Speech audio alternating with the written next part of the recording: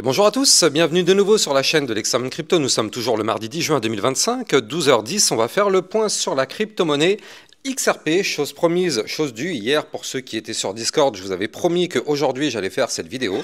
Et donc justement, vous l'avez, il n'y a pas de souci. On est là, on va essayer de voir ensemble ce qui se passe du côté du XRP. On est en train de pousser, est-ce qu'on est parti to the moon ou est-ce qu'on a encore certains niveaux clés qui vont nous bloquer?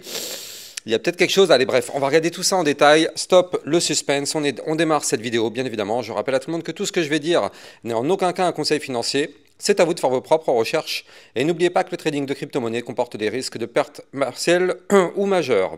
Allez, on démarre sur notre XRP.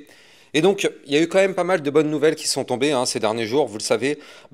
Dans mes vidéos du matin à 8h, j'analyse toujours les news et on a vu quand même pas mal de bonnes nouvelles par rapport au XRP. Eh bien, on a eu quand même quelque chose d'intéressant ces derniers jours. Là, on a eu une belle poussée haussière. Alors, je vais vous analyser le XRP d'abord d'un point de vue moyen terme et on terminera sur une vision un peu plus long terme. En tout cas, d'un point de vue moyen terme, pour tous ceux qui avaient vu ma vidéo du 2 juin 2025, donc c'est il y a 8 jours, je vous avais dit qu'on était dans une zone de rebond. Et bien bingo, ça n'a pas loupé. On a parfaitement rebondi dans la zone de rebond, comme son nom l'indique, et on a repris de la force. Alors, qu'est-ce qui se passe concrètement? On avait dessiné ensemble lors de mes précédentes vidéos cette ligne de tendance baissière, et effectivement, tant qu'on était sous cette ligne, vous l'avez compris, on était bloqué. On touche la ligne, malheureusement, on n'arrive pas à la casser. Vous le voyez, on est venu la chercher à plusieurs reprises, et on n'a pas réussi à la casser, sauf, eh bien, ici, le dimanche 8 juin, donc c'était ce dimanche-là, comme vous pouvez le voir, on a réussi à péter cette ligne. Et en plus, s'il vous plaît, mesdames et messieurs, avec du volume quand même, on a eu un petit volume dessus, on a eu un mouvement sur la cassure avec quand même un mouvement d'environ plus, c'était plus combien? Plus 4%, voire même si on prend la mèche, plus 5%, mais bon, on clôture à plus 4%, donc c'est quand même déjà une très très belle cassure. Je vous ai déjà appris, mais quand on a des cassures ridicules, c'est-à-dire qui clôturent juste au-dessus, on ne peut pas vraiment prendre ça au sérieux. Là, on a quand même une très belle cassure. Donc effectivement, ça nous montre que la crypto XRP a repris de la force et a envie d'aller chercher des points plus hauts. Effectivement, on l'avait aussi détecté grâce au RSI. On avait pu détecter que là, on arrivait dans une zone effectivement intéressante où en fait, on était bloqué.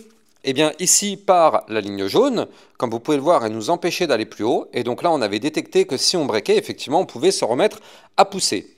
On avait aussi vu comme autre indicateur ce momentum MACD. On avait vu qu'il était en déclin du côté des bears, comme vous pouvez le voir. Et bien là, depuis 2 jours, les bulls ont repris de la force et ils ont récupéré le momentum. Donc effectivement, c'est grâce à ces indicateurs que lors de ma précédente vidéo du 2 juin, nous avions pu effectivement détecter le fait qu'on était potentiellement sur un joli bottom et qu'on pouvait reprendre de la force dans les prochains jours. Ça n'a pas loupé, il a fallu attendre 8 jours pour avoir justement cette poussée haussière. Parfait. Ceci étant dit, déjà premièrement, j'espère que vous avez déjà des profits intéressants pour ceux qui ont tradé. Effectivement, ça c'était quand même pas mal, mine de rien, sur la cassure. Regardez, depuis la cassure, donc depuis dimanche, on a quand même pris environ l'équivalent de 7% tout de même, il faut le noter. C'est quand même pas mal. Donc là, du coup, on a déjà un 7% dans la poche. Oui, mais est-ce qu'on peut continuer de monter? C'est ça la vraie question. Nous, on ne veut pas se contenter de ça. Nous, on veut aller plus haut. Alors, j'ai des bonnes et des mauvaises nouvelles. La mauvaise nouvelle, c'est pas vraiment une mauvaise nouvelle, mais disons que on va avoir un point de blocage. On verra ça dans la deuxième partie de vidéo parce que ce sera sur la vision long terme. On verra ensemble qu'il y a un petit point de blocage. Mais là, en tout cas, moyen terme, qu'est-ce qu'on a? Eh bien, grâce à la clôture de dimanche, comme vous pouvez le voir, on a cassé et donc récupéré le ruban de moyenne mobile. Et ça en vue moyen terme, c'est une excellente nouvelle. Vous connaissez la musique. Quand on est au-dessus du ruban de moyenne mobile, on est haussier. Quand on est en dessous, on est baissier. C'est aussi simple que ça. Vous le voyez, on avait perdu le ruban ici. Tac, à partir du moment où on l'a perdu, on a chuté. On regagne le ruban de moyenne mobile. En toute logique, il est vrai qu'on pourrait continuer à remonter. On pourrait continuer pour aller chercher les résistances. Donc justement, nous, on a une fameuse, elle est là, le famoso à 2,3771. Ça, c'est une résistance importante qui va être au-dessus de notre tête.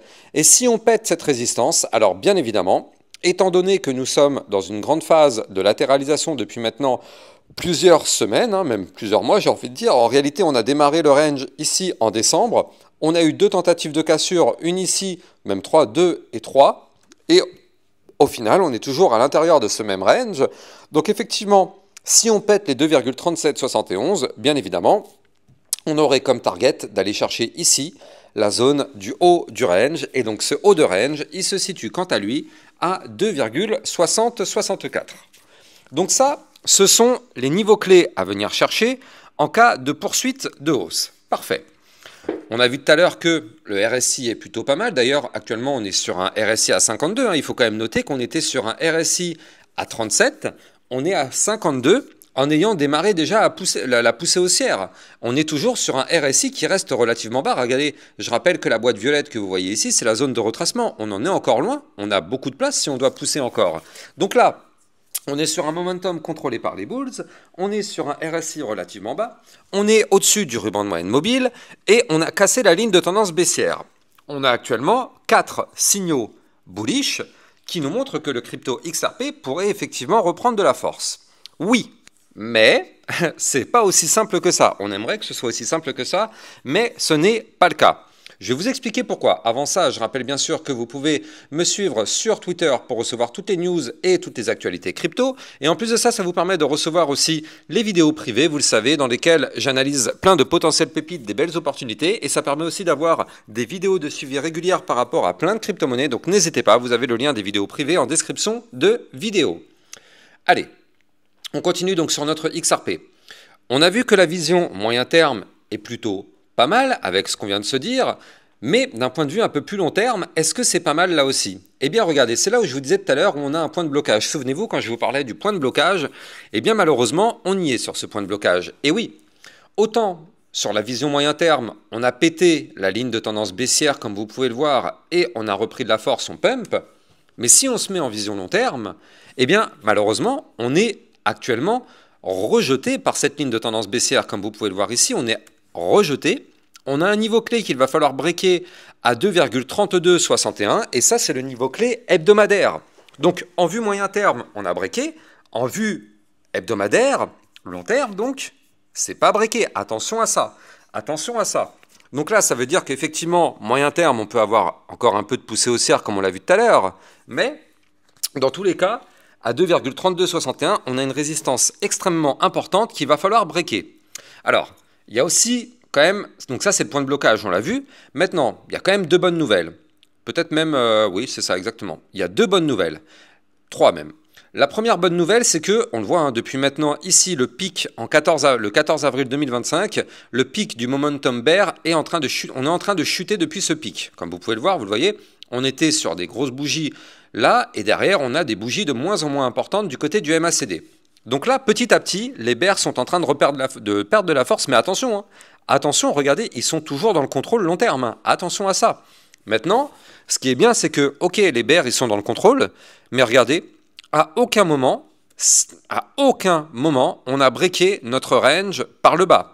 Alors que les bears sont dans le contrôle, ils n'ont pas réussi, en tout cas pour le moment, les bears ont perdu cette bataille depuis ici, donc depuis le 3 mars 2025. Les bears étaient sont d'ailleurs toujours dans le contrôle, mais depuis le 3 mars, ils n'ont pas gagné leur bataille. C'est-à-dire que pour que les bears puissent gagner leur bataille, il aurait fallu casser le range par le bas et donc casser les 1,9113. Là, à aucun moment, on a fait des tentatives, hein, mais à aucun moment on a fait une clôture en dessous. Les bears ont perdu pour le moment la bataille. Et même mieux que ça, regardez, du côté du graphique, on a ici l'apparition d'une tasse avec une petite anse sur le côté. Encore une fois, elle n'est pas validée vu qu'on est bloqué par la ligne de tendance baissière. Mais une tasse séance, je rappelle que c'est une figure chartiste de retournement haussier. Donc si on arrive à péter cette ligne de tendance baissière, on pourrait former la tasse séance et pourquoi pas tenter sa validation. Je vais vous donner les niveaux clés tout de suite. Avant ça, je rappelle que vous pouvez trader cette crypto sur Binance grâce à mon lien de parrainage en description de vidéo. Vous allez obtenir un bonus de 10% à vie sur vos frais de trading. Et surtout, vous allez pouvoir trader sur une plateforme enregistrée PSAN auprès de l'AMF. Le lien est en description de vidéo.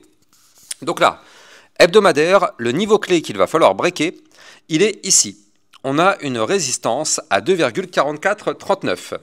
Ça, c'est la ligne de coup du pattern en tasse séance. Si on valide cette tasse séance, bien évidemment, nous ne sommes pas naïfs. On était ici en bas de range. Si on valide la tasse séance, qui d'ailleurs le niveau clé correspond au milieu de range d'ailleurs, et bien sûr le but serait d'aller chercher quoi? Le haut du range bien évidemment. On aura une target haut de range à 3,0213 $. Alors attention, en cours de route, on aura quand même 3 résistances. On en aura une à 2,5775, une à 2,6444 et une autre à 2,8312 avant d'aller chercher bien sûr le haut du range.